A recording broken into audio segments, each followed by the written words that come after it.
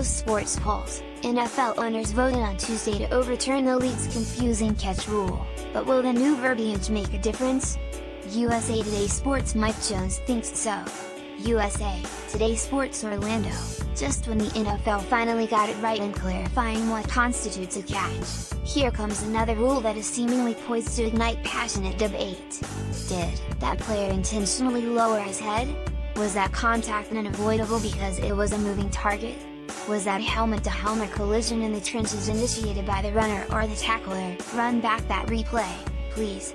Outlawing the helmet is a weapon, and the technique of using it by lowering the head is a noble and progressive idea in this era of heightened awareness of the long-term risks of concussions and, well, risks associated with deep pocket liability.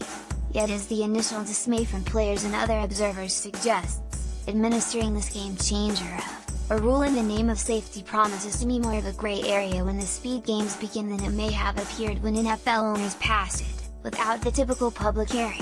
Players haven't had the chance to hear the discussions that we've had, NFL Commissioner Roger Goodell explained Wednesday as the league's annual meetings wrapped it up. More, NFL has right spirit with new hitting rule, but enforcement could become a mess. More, it's ridiculous. NFL's new targeting style rule has defensive players alarmed. Goodell acknowledges there's more work to be done on the well-intentioned rule. The league will move to make the helmet rule the first penalty to fall under the umbrella of allowable instant replay reviews.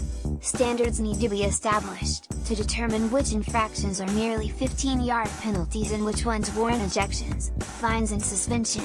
And yes, the players will need to be educated. Goodell said that league officials will engage on a campaign that includes visits to all 32 teams over the next 90 days.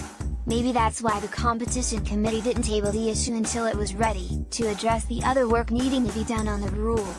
This all brings to mind what one head coach told me this week about how to measure whether a ruling passes muster. Will 50 drunks in a bar agree? We should have known that the newly christened Des Bryant rule would squash controversy in the NFL on its own.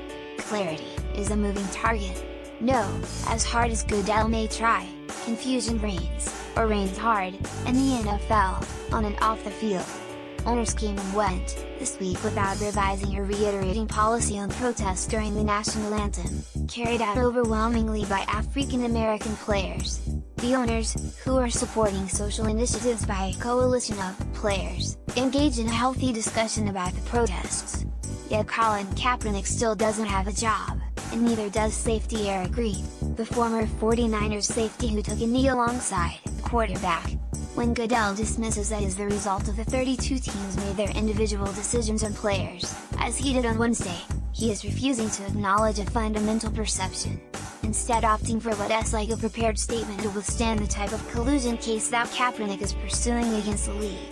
Meanwhile, the position of some owners categorizing peaceful protest as unfit political statements for the NFL stage rings hollow when juxtaposed against the manner in which the league wraps itself in the flag. And they shouldn't forget, fans and viewers come in all shapes, sizes and colors. Then there's the matter of Carolina Panthers owner Jerry Richardson, under investigation by the league for alleged workplace violations that are unilateral, racial in nature, while he stands to sell the franchise for a record price expected to exceed $2 billion. Goodell declared Wednesday that the findings of the Richardson investigation will be made public after the inquiry's conclusion. We'll see whether NFL lawyers dictate otherwise. Yet transparency might go far in bolstering this credibility of a league that has surely written the policies on matters of workplace ethics, gender sensitivity and racial equality, but hasn't always had clarity with its actions. Take the Rooney Rule, and how it was applied, in the Oakland Raiders' hiring of John Gruden. The Raiders seemingly violated the rule by interviewing the minority candidates after team owner Mark Davis reached an agreement for Gruden to return, yet the league's investigation found no violation. Call it another layer of confusion that the rule wasn't enforced. The same is even suggested of the old catch rule, as NFL officiating director Al Riveron on Wednesday combated the notion that the new catch rule was effectively already in use during Super Bowl 52. The Eagles' 2 counts by Corey Clement and Zach Ertz looked a lot like catches previously bound to be overturned on instant replay review.